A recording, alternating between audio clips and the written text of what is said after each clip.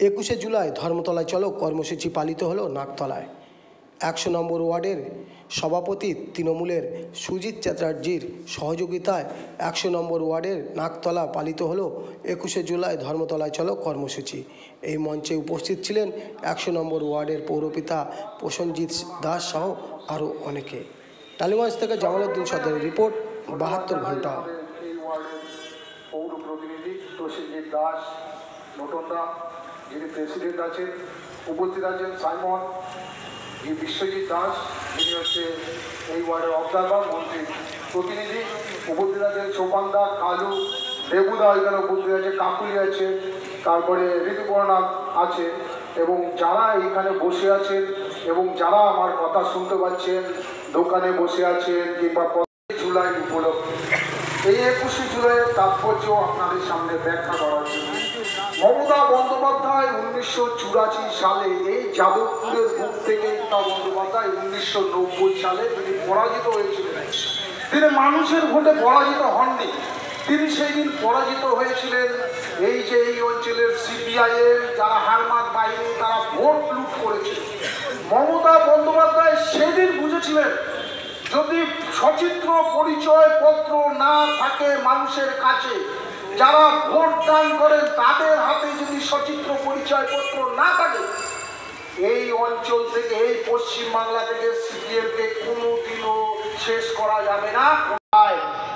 মুরারি চক্রবর্তী এবং একজনের নাম এখনো আমরা জানতে পারিনি, তিনিও সেই দিন সেখানে ওই পুলিশের গুলিতে নিহত হয়েছিলেন।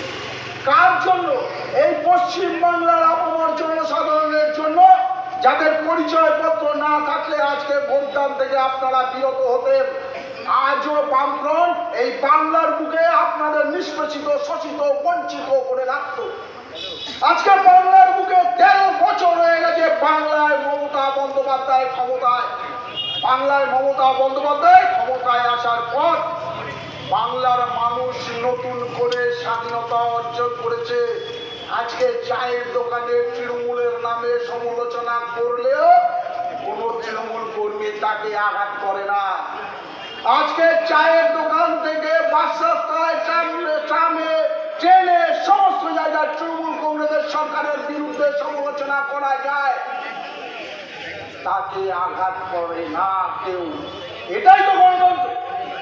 আর যখন 34 বছর কমিউনিস্ট পার্টি মার্ক্সবাদী এই পশ্চিমবাংলায় ক্ষমতায় ছিল, বুকে হাত দিয়ে বলুন তো, বুকে হাত দিয়ে বলুন, এই সরকারের বিরুদ্ধে আপনারা সমালোচনা করতে পারতেন?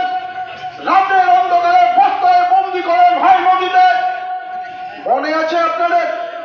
ভিখারি পাসওয়ানের বডি আজকেও পাওয়া যায়নি, কারণ এই সরকারের সমালোচনা করেছিল বলে।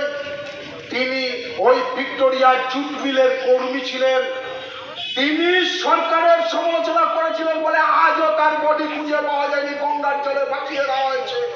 এই ছিল সিপিএমের সরকার। আর তৎকালীন সেই পুলিশ মন্ত্রী ছিল যেদিন 21শে জুলাইয়ের ঘটনা হয়েছিল, বুদ্ধদেব ভট্টাচার্য ছিলেন, তিনি